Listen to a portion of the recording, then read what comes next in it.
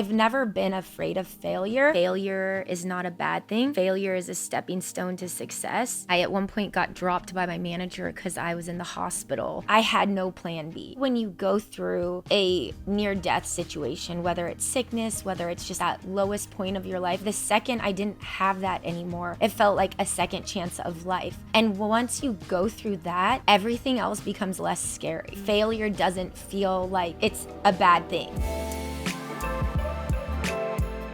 So happy to have you here. Thank you for having me. I'm excited. I know that you haven't been doing podcasts so much. So this is a few of your first ones, one of the first ones. This is one of my first ones.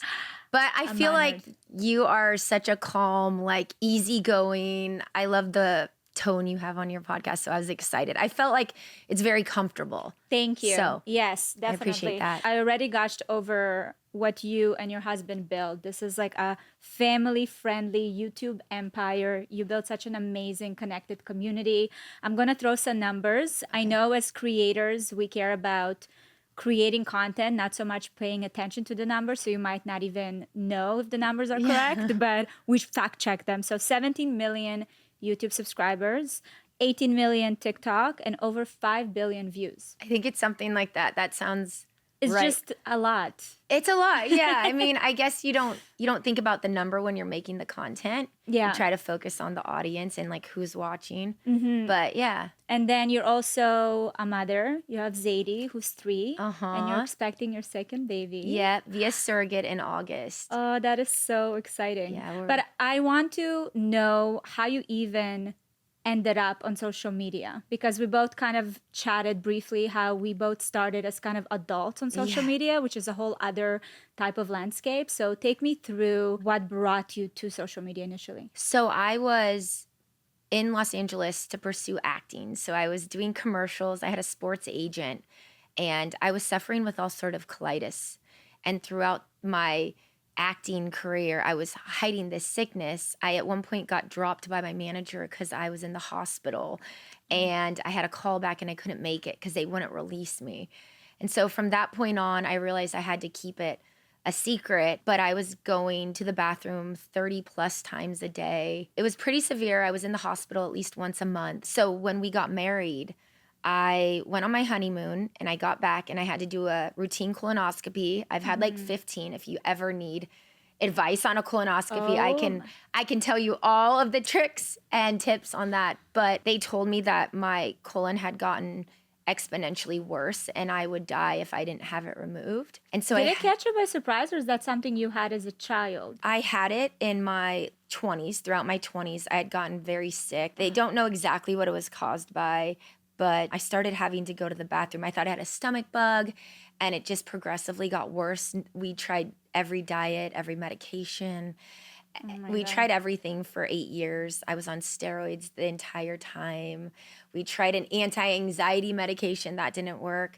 We tried everything. And so I was used to my colon not being good. But when I got that last colonoscopy and the results were that bad, I knew I'd been fighting wearing an ostomy bag for so long, but I knew like it would be my only option if I wanted to live. So when I had my colon removed and I was wearing an ostomy bag, I knew all of a sudden my life would look very different. I can't go and audition. On top of recovering from 3 giant surgeries in 9 months, I didn't know what I'd be able to do. And so I thought with YouTube, I could film at home. I could film from the waist up. I really didn't know what to expect, but I knew that I could do it at home. And so that's where I started thinking about doing YouTube full time. And I didn't really have another option because we didn't even know if the ostomy bag would be a lifetime thing or if I would be able to have it reversed. It was a lot of questions up in the air. So I started just doing YouTube, and then I would produce for other YouTubers and produce for free and just ask to collaborate, bring them onto my channel so I could grow mine to a point. So how did you come up with the premise of your channel? Well, the premise in the beginning was everything marriage related because I had just gotten married. And I did a I'm So Married parody that went viral. So I thought that was going to be my niche. It was like wedding and marriage. And that lasted for like 6 months. And then it was like, okay, this isn't it. There's an expiry date on this. Yeah, it was like, I don't know how many more videos I can make on this. So then I started just trying out different things, figuring it out. I didn't really have a plan. And this had come so unexpectedly that I was figuring it out as I went. And then working and learning with other creators, I was like watching them do stuff. I was studying. It was just like it became all I obsessed over. It's so interesting because when I started on YouTube, I didn't realize there's a whole world of creators on there. I started at around 2017. Okay. I didn't realize that you can build such a platform, community, business, because I was sitting in the suburbs of Toronto, it wasn't around me. When was your first kind of understanding, okay, this is something that can be huge? I'm guessing just by you being in LA, you kind of knew that this is a whole industry. Well, I got lucky to work with big creators early on because I would produce for them. And what do you mean produce? You came up with... So what I would do is I would go to a creator and I would pitch them an idea. I'd say, hey, I knew how to make parodies were big at the time. I was like, I can make you a viral video. I was way too confident, and I will produce it. I'll bring in the talent. All you have to do is show up. And they were like, yeah. So they were like, sure. Like this was a time where no one was doing that.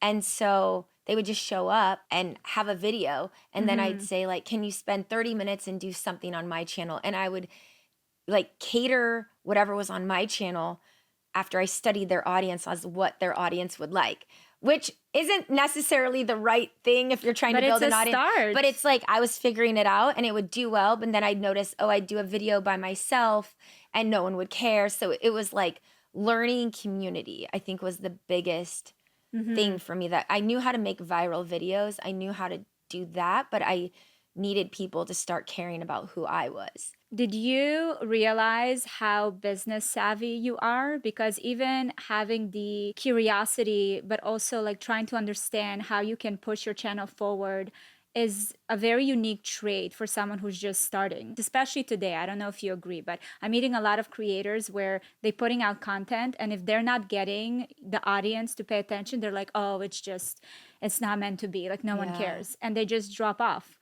which is crazy to me. I know. It's crazy. In my mind, I had no plan B. And I think if you are just like, jump and the net will appear, that's how it very much felt to me.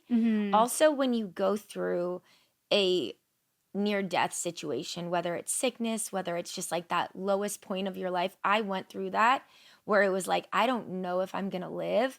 And I had been living for 8 years in a hospital once a month, basically tied to a bathroom. And so the second I didn't have that anymore, it felt like a second chance of life. And once you go through that, everything else becomes less scary. And like failure doesn't feel like it's a bad thing, because you're still living and like you're going to figure it out. So I've never been afraid of failure, but even especially after that moment of coming out of these giant surgeries, I had even less fear. It was less of a business for you in the beginning, at least, and more like of a lifeline. Yeah. Because you really took it as an opportunity to do and explore and just like live, which I love how you build your career, because it's a lot around joy, which is really, really cool. And I'm saying it's really cool because it's not so easy, especially for adults on social media, to continue moving from that place. Especially as you get older, you build a family, like life weighs you down. No, I didn't have a family at the time, but Right. But how did you navigate, and how are you navigating this? Like, is it still that sickness and the fact that you went through what you went through that kind of reminds you to move in the world from that place? I think that there's been different points in my life where I've gone through different things and they've given me different perspectives. For being on social media as someone older, I looked at everything strategically. Like I was having fun, but I was going against kids that were like teenagers. And so it was, everything I did was like, I want to build a business. I want this, I have to make this work. Whereas if you're 18, you're like, hey, I'm just going to post a video. Well, I feel like when you're 18, you're just like, oh, I just want to be liked. Yeah, exactly. And that was never my goal. My goal was to create something that I like, that was sustainable, that I could live on, that I could build a community, that I could affect people in a positive way. As I've gotten older, sometimes I feel like I lose that and I have to like put myself back in check. It's like I'll rewatch my documentary. It's like I need to remember that because that's also what made me connect so much with a younger audience because I was like, the joy I feel is like what all kids feel. Why do they lose that? You know, it like has to why, radiate from like you. how do we keep that as we get older? And so I felt like I got to experience life through like a child's eyes again, you know, and you don't get that opportunity.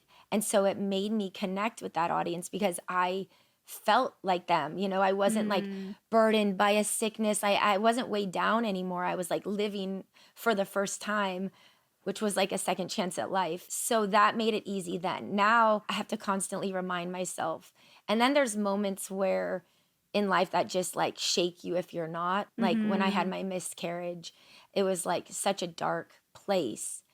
But then once I had my daughter, it was like the joy again. It was like, now I'm a mom. It's like another second chance at life. You know, you get to do everything that you never had. You get to like give to her what you always wanted. You get to like form that. I feel like people don't realize, especially the ones that are not creating content for the masses, how difficult it is to keep that like energy going because you have to show up fully for your audience. As a creator myself, I always think about, okay, if people's going to spend time watching my content, like it has to be of value. Yeah. But I have to tell you, my audience are not, you know, your audience. Your audience is 8 to what, 15, Yeah. you would say, like the majority of it. And that must be even harder.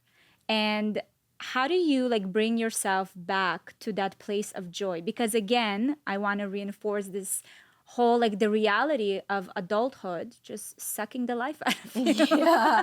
No, I mean, So it's you can- definitely challenging as a mom. I think, you know, with what I do, I get to go back into that me at 10 years old space. But do you have a ritual, like even physically, like before you start a shoot or I before you just- do a video? Asking this from a very like selfish point of view because I need that advice, you know? So I like to dance with my daughter who's 3 right now. And I actually just learned that dancing is the number one thing, not prevent depression, but to offset it or whatever. It's like higher than exercise. It's like the most important, the best thing you can do if you don't want to be depressed. And so I do a lot of dancing with her. You know, I'm very fortunate. My content is made for a younger audience. So, you know, I think you'd feel very kid-like if you built a Barbie water park in your backyard or a roller coaster. You know, like some of the things we do brings you back to that nostalgic feeling that you had as a kid. And so I think that's easy for me to go. Like Right. It's when like you're your at a work creates an environment for you to really bring out that joyful childlike energy. like how That's can you be an amazing. adult at a trampoline park? Right. Or you know what I mean? Build a Barbie castle. Yeah. Being like, ugh. Yeah, so it's easy for me. I try to really listen to kids. I've always like admired them so much in how they think. I find it so fascinating, and I think that I'm always trying to like hear them and base how I live off of that because I remember as a kid how I felt and so whenever I'm like, it weighs me down, I go back to talking to a kid, if it's my daughter and like trying to live like they live. I love that so much. I think back to the content that I create. And, you know, for me, I feel like I'm naturally just so much more, I can go really deep into my thoughts. I'm like philosophical and I overanalyze everything. Yeah. And it really is not great as an adult because you just kind of sync with it sometimes. Yeah.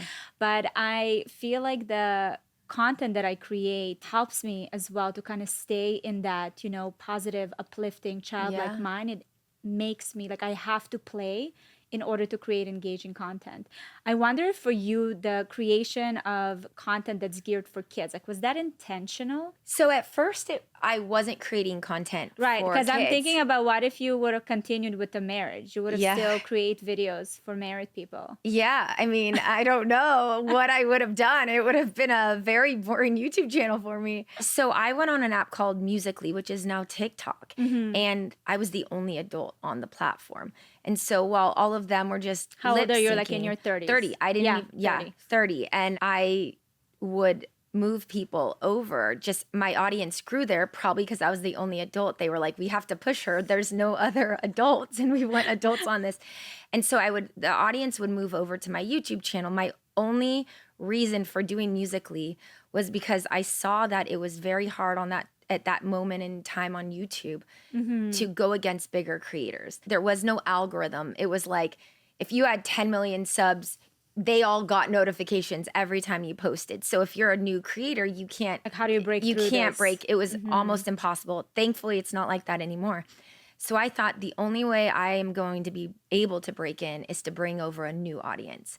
And I saw Musically as a new audience that wasn't tapped into, that wasn't the YouTube audience. And there was no algorithm on Musically at the time either. So I posted 6 pieces of content a day, and one of them would be moving them over to my channel. So as I grew my channel, my audience became younger. And I realized that I had a responsibility. I mean, if you have a bunch of little girls watching your content, like, you would adjust things, right? Because all of a sudden you're making a huge impact on their lives. Like, you have a responsibility. And so I really took that responsibility seriously. And I also realized that there really weren't a ton of female voices for the young female audience. Which is so interesting. You mentioned it previously, like in this space of, how would you even call this space? Family-friendly content. Family-friendly content. Okay, so in that space, you mentioned that it's mostly guys who do it. There's not a lot of women that are leading this space. Yeah. Would you say you're one of the only ones? Are there any other ones? There are definitely other girls in the space. Unfortunately, if you were to compare the guys to the girls right now, and you were to compare subscribers or anything, like, the boys are dominating. And you can see that on the trending page. You can just look at the numbers, and it's harder for women to compete, I think. I wonder why. It's interesting. I think it's hard to go into a boys club. Females are harder on females than on males. Yes. And so that's a lot to take on. When you're a woman, you really have to have like a thick skin. It's not for everyone. Where I see a lot of the guys can shake it off easier. Yeah. And it's like more easily forgiven if they make mistakes. I agree with you. I talk about it a lot lately. This whole woman on woman type of thing, it's harder. You know, when you're getting judged by a man, you're just like, whatever. But when you get judged by another woman, it hits deep. It really does. So it's very interesting how you really found that from the get-go of just like moving in a way that's just more, I'm here to create content that will be valuable, that will be fun. I'm leading the way. Yeah. I'm not getting swayed by, whatever people say. And how did your mission change once you realized that you are now a woman that's leading kind of in that space? I really try to focus on women empowering storytelling. I like to show that women aren't just beauty and makeup. Like, I think that that's just such a stereotype. We do love beauty and makeup, but I think with me and being an athlete, I'm able to do a lot of the physical challenges that the guys would do. And I think that's important for girls to see. Yeah. And I always try to make sure, and I'm very aware of whoever the protagonist is, if it's me, if it's someone, that they are female and that they are dealing with the issues that girls their age deal with. My protagonist or the lead in anything I tell is always female. Wow, that's amazing. So, yeah. I don't think people realize how much goes into coming up with a video, because you're hitting so many different layers of the story. Yeah. Can you walk me through it? How like an idea comes to life, and how because do you still do kind of the scripting? You do everything. We have some writers, we have a producer, like we have people that help build, but I've found that it's really important for my voice to be in the creative, and having female voices as well around me. There's also not as many females in the production space. Finding those females that can understand a female voice is important. Because if I have boys writing for me, it's like, how can they how can they like truly understand? But I do enjoy different perspectives. So it's not to say I wouldn't have guy writers. We have a guy writer, but they have to be able to understand both kind of sides. perspectives. Exactly. That's amazing. Let's talk about building a brand while building a family, because that's something that you've been doing. When you started this, you didn't have kids. At what point did your husband come on board and it became a family project? So after I had my surgeries in 2015, I was doing it on my own, but my husband would edit at night because he was so much faster than me. So he would be working. He was in the hotel business. He would work all day, and then at night he would edit whatever I couldn't edit. And what he did in 30 minutes took me 4 hours. So I was like, this is not efficient for me to do this. So I would edit a little bit, but from the beginning, I was like, you can do the editing. This is for you, enjoy. Yeah, I was like, you do it. I'll learn it so I'm able to like tell you. I know it enough. And I think like in YouTube, it's important to know every aspect so you can give notes, so you can know what you're looking for and how to get them to do it. Because I think, especially as a female, they can say like, oh no, you can't do that. Right. And then I can say, yes, you can. Here's how you do it. And like they can't argue if you know. I think in general, as a business owner and entrepreneur, you want to know how to do every part. So also whoever's doing it knows that you know how they feel and what they go through and what are the challenges. So that's really important. Did you have any challenges when you started working with your husband? Because I also work with my husband, and it took us a couple of years to find our rhythm. Yeah.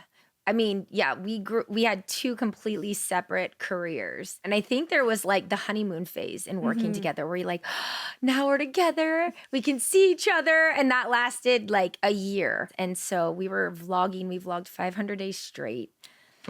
I don't recommend it. That is But it was insane. how we really connected with an audience. I don't recommend it, but it was at a time on YouTube where that was like a thing. It's like a way to grow and get yourself out there. Yeah, and like for you to build a community. They got to see you every single day. After that year was over, it was definitely like we needed a break. We needed to not film everything. I want to know what you learned about yourself and each other when you did the 500 days of vlogging, because I think that is the ultimate test for marriage. I can only focus hard on one thing at a time. All I could do is obsess about what the video was. Every day I woke up and it was like, what is the title? What is this? And I started feeling like we were doing things and it was very questionable. Is it for a relationship or is it for the camera?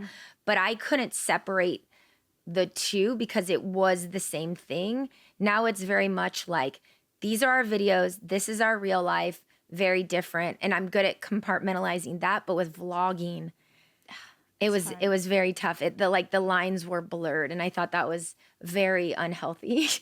It was, we had an experience where we were vlogging during COVID because we were all home, and it became like a huge thing for us. But I had the exact same realization that I started feeling like, am I performing in front of the cameras? Like, what is real and what is not anymore? And that really, really scared me, especially as the kids were getting older, because we vlogged a lot also when they were little. And then when they got older, I was like, I don't want to feel this way. And I don't want them to feel this way. But 500 days is a huge accomplishment. Yeah, we didn't have kids. I would definitely not do that with a child. No. Like that's the hardest thing. I think being a parent and wanting to give your audience, you're a mom. They want to see your daughter. For me, my audience has seen me through Miscarriage. They've seen me before. They've seen the journey I went on to have her. And so they feel very connected to her. And that's such a great thing.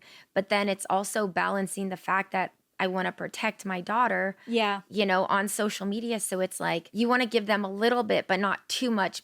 And then also make sure there's boundaries for her so she's not like on camera a lot or, the last thing I would want is to like affect her. As she gets older. Tell me about what are the steps you're taking, and you're saying boundaries and things like that. With a 3-year-old is a little bit harder to do. So how do you navigate that? Like, what do you guys do? So while we're filming, she has a nanny throughout the day. And that's like, we can come in and out, but there's someone there that's always looking out for her best interest. So while, even if she's on camera, I get worried that I will be in producer or director mode and then I won't be mom. And I think that like there needs to be so I always put someone there that is just for her, just in case. Because sometimes I'm like directing something and all like of a in the sudden, zone. and all of a sudden she's not my daughter. And it's like, I need to, just to protect her and myself, like God forbid, I would want anything to happen. So we do that. And then we also she's 3, so she can't work very long. So she doesn't get to work. You know, a lot of creators like to collaborate and we don't let her be on other channels where they're like, you have to do this, or anyone that's like, do it again. You know, it's gotta be people that are just very like, just let her do her thing for 5 minutes and that's it. And you can't control it. You can't direct, you can't, you know? And so we're very strategic on how we film her. So she might look like she's in a big portion of a video, but she's shooting for maybe 5 or 10 minutes. You know, we just can't keep her on a set all day. So we shoot her separate. We've also found not having a bunch of people around is good. Like, it's just us and her, and she doesn't even understand like how big the production is. That's amazing. Did she ever express to you, well, anything that she wasn't happy with, that you're like, okay, we need to change things up? Absolutely. She's like very vocal. So she is very outgoing and she likes to be on camera sometimes. Yeah. And you don't know which one you're going to get. Like, she's 3. So if she's like, I'm done, she goes, no, I don't want to film. We can't. She'll cover her eyes and she's done. She's like, nope, no camera. And you're like, okay, done. Zadie's done. Yeah. And so sometimes it makes it very inconvenient for our team because they're like, ugh. But when she's done, we have to respect it. And she doesn't get to, we don't really push that. I love how open you are about this, because we see, especially in the past couple of years, we've seen so many like YouTube families coming out with these like horror stories. And I think a lot of people have these ideas in their heads of how it looks like, because it's not a conventional way of living, right? Like, this is a profession that requires different kind of bringing different kind of like, you think about different things, and the kids are involved. It's a family channel. I think it's very beneficial for her. She's learning the ins and outs of this business. You know, she's also learning about herself and her power and expression. Like, I love all of that. And I think people just need to hear more of those from the perspective of parents that are doing it right, you know, and navigating it. And I think for us, I had a whole career before she was even born. So the weight of my YouTube channel is not on her. If she's in a video or not, it will not affect the views or the performance. But you gotta admit that there is, because that's what I found where I was a little bit shocked. Like, there are people that starts to feel entitled to, you know, seeing the kids or being part of their, it's kind of interesting. No, it is. I find it more with adults than kids. It's really funny. Yes. Even when we're in public meeting fans, kids are always very respectful to get a photo. And the parents, you know, if Zadie doesn't want to take a photo, she's not in the photo. And we have parents that will push to get her in. She needs to be in it. And I'm like, she's not going to be in it. She doesn't want to be. And so it's usually the parents that are pushing harder than the kids to like force her to take a picture. And we don't. And so, you know, we're very like, no, she's not. We're sorry. Like, we just don't give them that. We don't entertain that. that. We don't entertain it. I want to talk about what you mentioned earlier of being in this producer kind of role, especially when you create videos in your house. You know, it's family videos. And you mentioned something earlier to me, how you were listening to this podcast about being a nurturer. Can you tell me a little bit about it? Because I feel like a lot of people would relate to this. I grew up as a gymnast. I was a level 10 elite gymnast. It was very strict. You weren't allowed to show emotion. If you cried, you had to leave and go to the bathroom, change your face. And we weren't given a lot of compliments. So I grew up. Sounds like a Russian household. Yeah, I did. I had a Russian coach, I had a German coach. Like, I've learned that I don't need that positive reinforcement. So sometimes because of that, come off maybe not cold, but not overly affectionate. Because I'm looking at Celine because I'm like, that's how because it just doesn't bother me. Mm-hmm. I don't need a hug. I don't, like I don't need that because I was never given that. It's very easy for me to be, I guess, harder, but not hard, but just not lovey. Like I'm not a hugger all the time. I'm okay with space. I'm like, hi. They said that one of the biggest issues with kids now with moms in the workplace is that there's higher levels of anxiety. They're facing all of these problems, and it's because the mothers aren't there, and the mothers really need to be that emotional like person for them, the person that like talks to them, helps them understand their feelings, whereas the father is can tease, can play, and those roles. And when you take that person out that's helping them learn their emotions, you take that out of the picture, and the dad can't really fulfill that. Yeah. The kids are left, different issues, and this podcast can explain it much better than I can. But what I noticed is I was like, my daughter was always a daddy's girl. I felt like I was giving so much and like never getting anything back. And I was like, he plays with her and he gets all these hugs and I'm like doing all these things.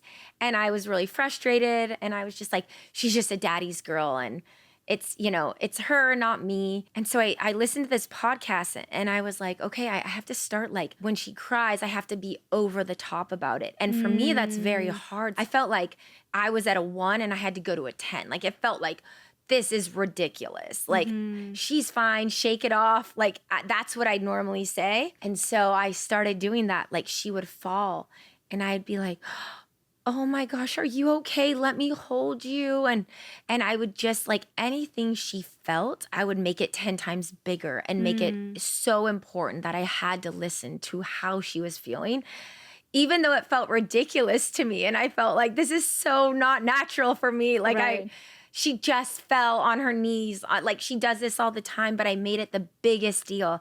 And then when she would, like be like sad, I'd be like, I am so sorry you feel that. And I started noticing that she like all of a sudden became a mom's girl where she like was choosing me. And even last night, she threw a tantrum, like a 3-year-old tantrum because she couldn't watch TV. It was late. We came home late. We're like, you can't watch TV. You watched a little on the way home. And she's like, no, I want to watch TV. And we're like, you have school tomorrow. Like, right. And she was hysterical. And my husband was like, if you keep acting like this, whatever. And I was like, that's wrong. I listen to podcasts, so let me handle this. So I started talking to her and I was like, I'm so sorry. She's like, I just want to watch TV and read books. And I'm like, okay, what books would you like to read? Let's pick some. And she's just hysterical. And you just have to like bring them down. And sure enough, within less than 5 minutes, she was sitting on my lap reading books. And she was like, I want mom to read to me, not dad. And you were like, yes. Yes, I was. But I was also like, okay, I don't want to like make this a mom versus dad thing. Right. But I also was like, what I'm doing is working. I always say when you become a mother, you're starting to heal your inner child. Your child is like your biggest teacher, and it's like a mirror to everything that you didn't get, you got too much of, too little, like all the things, right? Yeah. So it's so beautiful that in a way you're more of like learning to warm up and show emotion. And I feel very similar to you. It was my upbringing, right? Just like culturally, Russians are not known to be too, and it's not my love language. I don't know. I don't know how to like overexpress myself.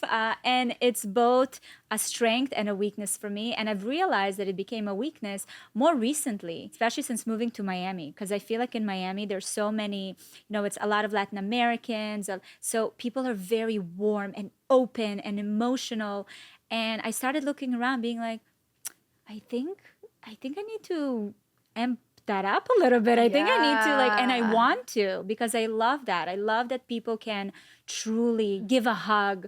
I have friends that they would sit and they're just like put like their hand on like their leg. Yeah. And I'm literally, it's like I'm a student. I'm back in school. I'm like, so like what made you do that? Like is that how you express your because I don't know. To me that's so weird. Yeah. That you just come and just hold each other. Like Celine sometimes wants to give me a hug and I'm like, what you doing? Yeah. What is it? So it's really interesting how that happens also later in life. We are developing these things that maybe back then, I mean, we just didn't know we needed. Yeah. But I do think you're healing your inner self I with think that. no, for sure. And my mom is so loving. And Is she? she's so like loving, but I never wanted to be like my mom. Yeah. So I think that was also Like, this is too much. I'm like my dad. I'm not like you. And so I think that was also like realizing that there are like some great qualities in my mom that made me who I am that I need to, appreciate, that maybe I was like too stubborn to like think about. I also think that at certain points in life, we view strength, in order to be strong, you have to disconnect from those kind of areas, like the vulnerability and the overly emotional, all these things. So it's beautiful that now you're at this point. And honestly, I'm saying it even to myself, like it's beautiful that we are at this point where we have the want to, learn how to do that and to really get better at it.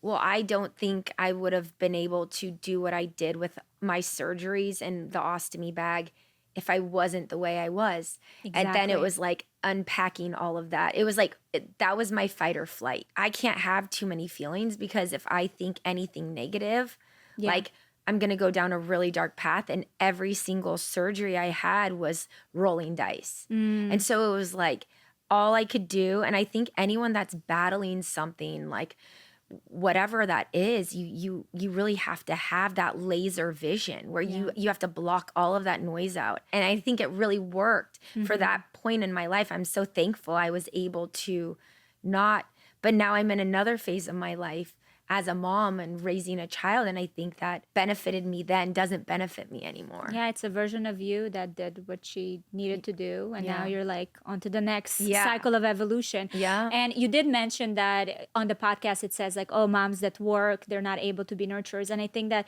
the medium is that, right? Being able to, you still work, you run your business, you are building something for your family and yourself, but also really leaning into that nurturer and overdoing it even at times is kind of what brings that balance where you're also able to do this, but also be there, for your child. You mentioning the challenges of pregnancy and childbirth, and you have documented a lot of this. Was it a decisions that you are still happy with, considering that you've gone through all of these things while millions of people were watching you? Because that might be, that scares me to think about that. For 2 years, it was almost 2 years, I was creating this content that was for a younger audience where I'm energetic, I'm happy, and, compartmentalizing made that easy. But then I also felt like there was this entire part of my life that I wasn't sharing. And so when I was going through these dark times, it felt very fake on social media. And so I struggled with that because me being on social media was the authenticity. I documented having my colon removed. Like everything I wanted from social media had to do with authenticity, yet I wasn't being authentic. So I almost struggled more not saying it. Once I was able to just talk about it, it felt so freeing. And I just don't think that I could do social media without having authenticity anymore. Like I think it would just get boring. So what's the concept of privacy to you? Like, what does that mean? Because I get asked that all the time. Like, aren't you bothered that you don't have privacy? You can be authentic while also being private. Like I can talk about how I think having a surrogate can be hard, but I don't have to show every single moment of that for people to understand that I'm being authentic in my stories. Like I don't have to show every detail, but I can authentically say how I feel. I think it varies per person.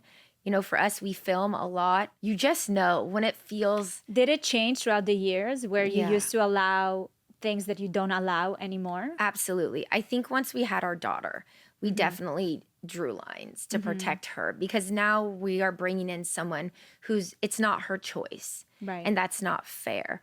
We've had fans that have gone, we have a gate, but like have come up to our front door with gifts for her. And like, as nice as that is, if it's a family came from another country once and they had gotten in through the Amazon person, and it's great, but That's not like, great. No, but it's like those like adults they have made that decision. Yeah, exactly. But for our daughter, we draw the line when it affects Yeah. her. And like those moments for her don't need to always be publicized. There are those Instagram videos that are very real, but if it's a YouTube video, those are fabricated to protect her. Like if we're creating something for the video, it's very different.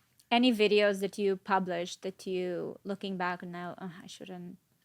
We've probably taken them down at some point. I remember one time a long time ago, I did a song that was like, if you're tired and you wake up, put on your makeup. You know, it was like it was funny if you're like in college or, Right. you get it when you're like a mom that's tired.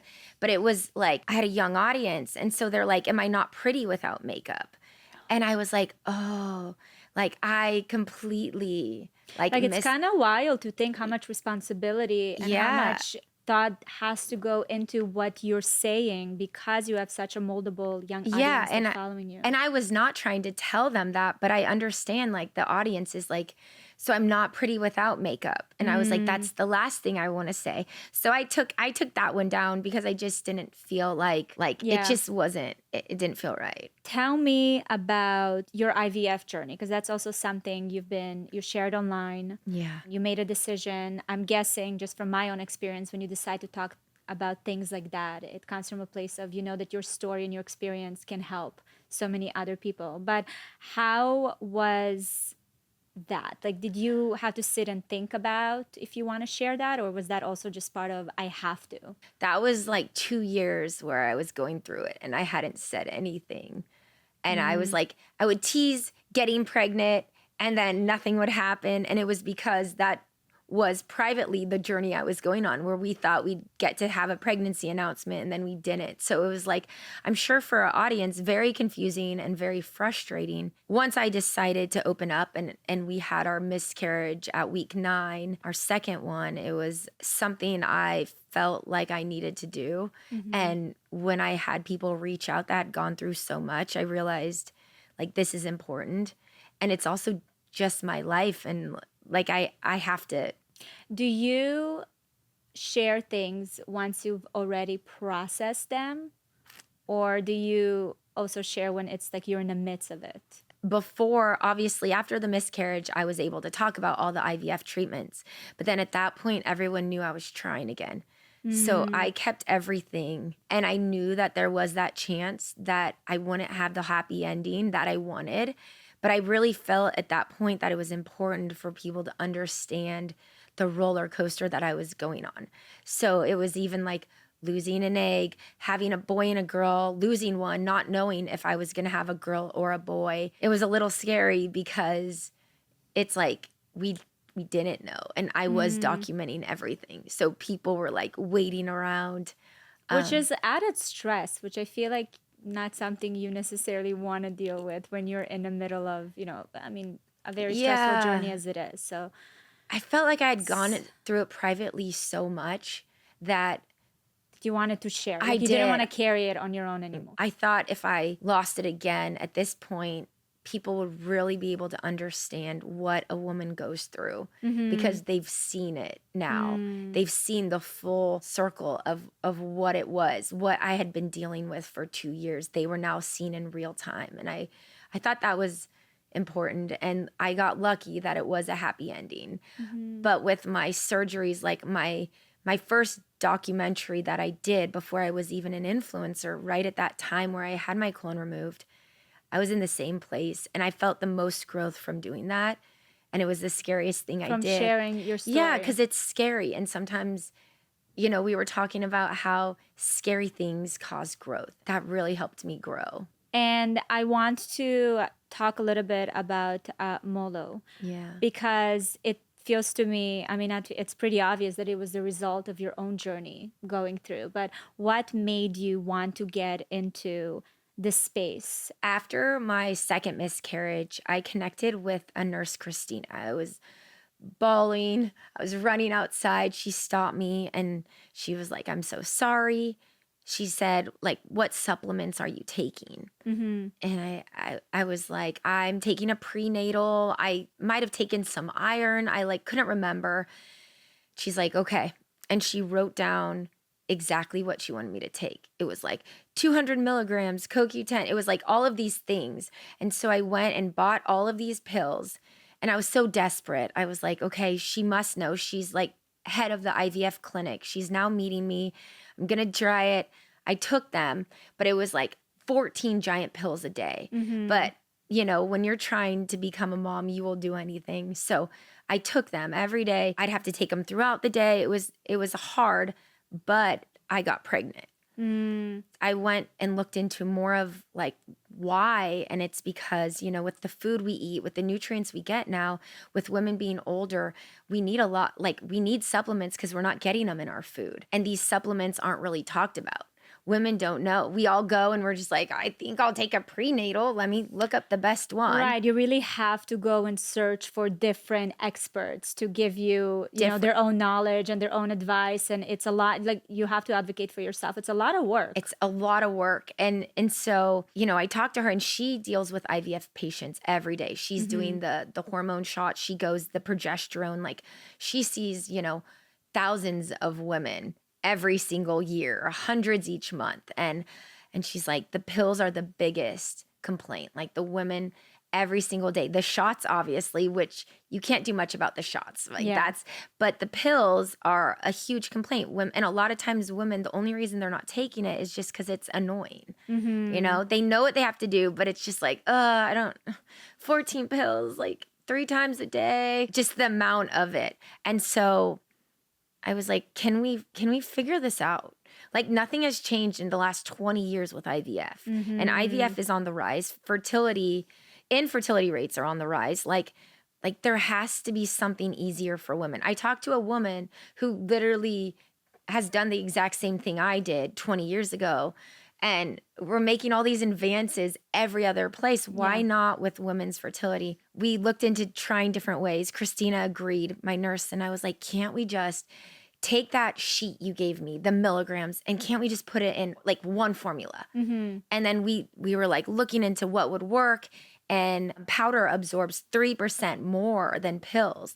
So we're like, what if we make a powder formula that is of all the things that of women all need. of the things, and you just drink 1 glass every single day? How much easier does that sound? And why don't we make it easy so they can like take it on the go? Because another thing was like, if I was gone and I forgot, you have to travel. How do I take all these pills if I go somewhere? It's like now you have a stick, and the products are stackable, meaning that you can take all 3 together. So if you're trying to get pregnant, you take all 3, and you can adjust it based off your journey. So if you're doing IVF, if you're looking to get pregnant, if you are pregnant, and they can be mixed and matched, but you can safely do all of them. There's things like CoQ10. I didn't know that you need to be taking at least 200 milligrams of CoQ10. I literally never heard of it. Prenatals only have 50.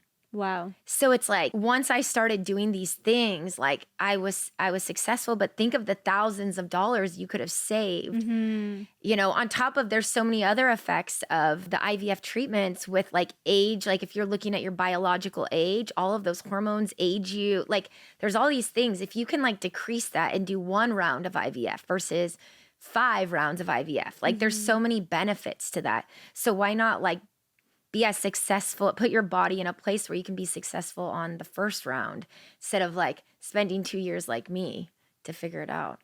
I love that. And I mean, this is your mission now. Yeah. I've had different products that I've been very proud of. We wrote, a kid's book that's a New York Times bestseller, 2 of them. And, we have Bose in Walmart. But this is something where I feel like this is the opportunity to really make an impact. You always want to leave like a footprint when or something where Legacy, people remember. you want to build something that your children can be proud of.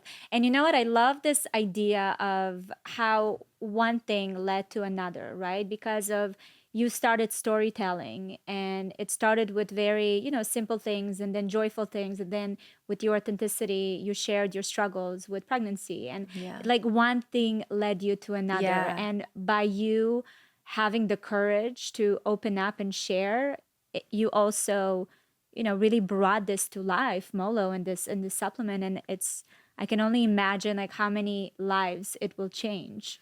I hope so. And, there's been some critics when I was making it, and they were like, you don't have the audience for it. Excuse me, what? They were like, you don't have the right audience for that. You have a younger Right. audience. This is a product that will help women. Why should I care if I'm not the right person? Like, Yeah, this, but also I said, excuse me, what? Because I love how you don't have the audience. Yeah, but you have something that's so much stronger. You have the voice, you have the platforms, you have the storytelling. Like the audience will find you. if I'm not going to do it, then who will? Yeah. You know, I wasn't building that based off like my audience. I was building it based off a problem that I saw that can be easily fixed, and no one had done it, and something I personally went through. And then you shared that you're having a second baby Yeah. via surrogate. Yeah. How was that? It's such an interesting process. For Mother's Day, I was giving a teddy bear, and it was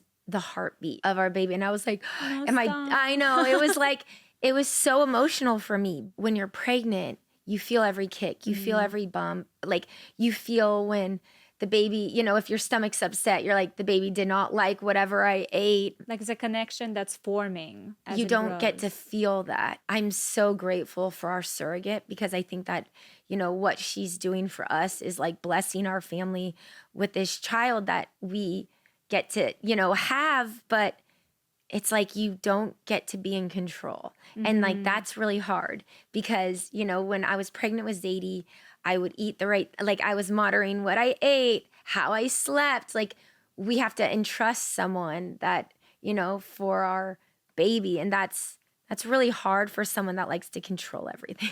Well, I was thinking about it when I was writing, you know, kind of the questions and the topics we'll talk about. The idea of the surrogate, yeah, it's like a lesson in releasing, you know, Yeah. this idea that you're able to maneuver the situation, because it's a lot of trust, a lot of faith in the person that you're Yeah. doing it with. It's funny. I think that this is a lesson I have to constantly keep learning for whatever reason, because I think that every single time I've been in a hard situation, like I had to let go. I couldn't control the outcome. I had no effect. It was in God's hands. It was, you know, I had to just like, I don't know, not have any control. And I think when I documented after my miscarriage, besides taking the supplements, it was then out of my control again. Yeah. And so here I am with a surrogate, and it's out of my control. So maybe there's like a lesson There's a theme here that I need to like learn, because I'm not learning it. But I think each time I'm getting better. Isn't it wild, like the human experience of Yeah. just,